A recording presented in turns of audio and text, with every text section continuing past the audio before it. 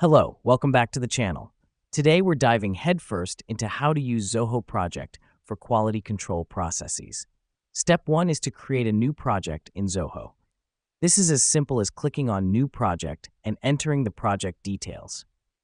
The reason we do this is because every quality control process begins with a project. Now that we've done that, let's move on to the next step, which is defining your tasks. This is where you get to lay down the groundwork for your project.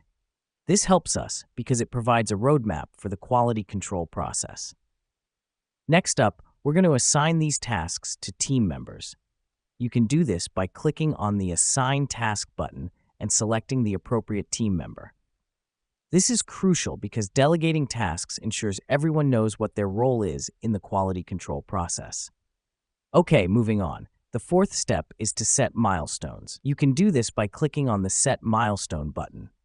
This is helpful because setting milestones gives you a way to measure progress and ensure that the project is moving forward as planned. The last step in this process is to monitor the project. This is done by using the dashboard feature in Zoho Project. Here's what's happening behind the scenes. The dashboard provides a real-time overview of the project's progress. This is vital because it allows you to spot any issues early and take corrective action. And there you have it. That's how you use Zoho Project for quality control processes. To sum it up, you create a project, define and assign tasks, set milestones, and monitor progress. Remember, quality control is about ensuring consistency and eliminating errors, which is exactly what Zoho Project helps you achieve. Thanks for joining us today, and we'll see you in the next tutorial.